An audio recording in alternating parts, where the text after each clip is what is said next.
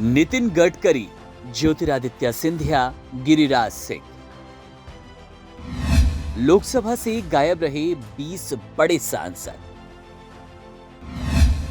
BJP ले सकती है बड़ा एक्शन।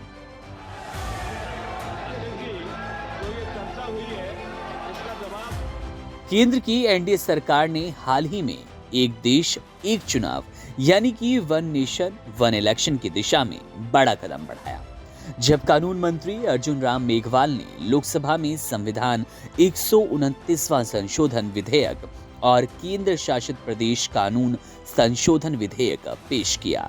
ये कदम एक देश एक चुनाव की सख्त जरूरत को पूरा करने की दिशा में महत्वपूर्ण कदम है। इस विधेयक के पारित होने के बाद इसे संसद की संयुक्त समिति जेपीसी के पास भेजा जा रहा है। लोकसभा में वोटिंग के दौरान विधेयक के पक्ष में 269 और विरोध में 198 वोट पड़े, लेकिन एक दिलचस्प और गंभीर स्थिति तब उत्पन्न हुई जब बीजेपी के लगभग 20 सांसद वोटिंग के दौरान अनुपस्थित पाए गए। इस पर बीजेपी ने तुरंत प्रतिक्रिया दी और इन सांसदों को कारण बताओ नोटिस जारी कर दिया। पार्टी ने इस घटनाक्रम को बेहद गंभीरता से लिया, क्योंकि व्हिप जारी होने के बावजूद सांसदों की अनुपस्थिति ने पार्टी के लिए चिंता पैदा की। अनुपस्थित रहने वाले सांसदों में गिरिराज सिंह, ज्योतिरादित्य सिंधिया, सीआर पाटिल, भागीरथ चौधरी, जगदम्बिका पाल, शांतनु ठाकुर, बीवाई राघवेंद्र, विजय बघेल, उदयराजे भोंसले, जयंत कुमार रॉय, जगन्नाथ सरकार का नाम शामिल है। दरअसल बीजेपी ने एक दिन पहले ही अपने सभी सांसदों को निर्देशित किया कि वे 17 दिसंबर 2024 को लोकसभा में अनिवार्य रूप से उपस्थित रहे, क्योंकि संसद में कुछ अहम विधायी कार्यों पर चर्चा होनी थी। पार्टी ने अपने सांसदों से इस आदेश का पालन करने की अपेक्षा की, लेकिन जब वोटिंग का समय आया तो कई सांसद लोकसभा में उपस्थित ही नहीं थे।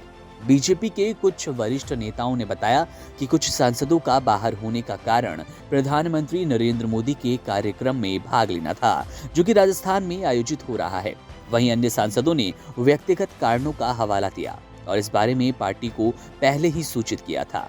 हालांकि बीजेपी ने इन कारणों की जांच शुरू कर दी और सभी सांसदों से अनुपस्थिति के कारण की जानकारी मांगी। इतना ही नहीं, बीजेपी के सहयोगी दलों के भी कुछ सांसद वोटिंग के दौरान अनुपस्थित पाए गए, जिससे चिंता और ज्यादा बन गई। विपक्षी दलों के समर्थन के बावजूद सरकार को इस विधेयक पर पर्याप्त बहुमत नहीं मिला, क्योंकि बहुमत का आंकड़ा 272 था, लेकिन बीजेपी के पास केवल 269 सांसदों का समर्थन था।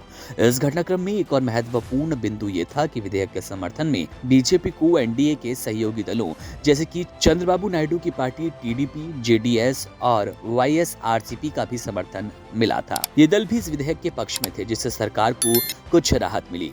लोकसभा में पहली बार इलेक्ट्रॉनिक वोटिंग मशीन ईवीएम का इस्तेमाल किया गया और कुल 369 सांसदों ने मतदान किया। इस मतदान में 220 वोट विधेयक के पक्ष में पड़े, जबकि 169 विरोध में। बाद में विपक्ष के विरोध को देखते हुए स्पीकर ओम बिरला ने पर्ची से संशोधन मतदान का आदेश दिया, जिनमें 92 सांसदों ने पर्ची से मतदान किया। ये घटनाक्रम बीजेपी के लिए एक बड़ी चेतावनी है, जिससे पार्टी अब गंभीरता से जांच शुरू कर चुकी है। सांसदों की अनुपस्थिति के पीछे क्या कारण थे? पार्टी की ये कोशिश होगी कि भविष्य में ऐसी स्थिति से बचा जा सके, जिससे सरकार की कार्यवाही में कोई बाधा न आए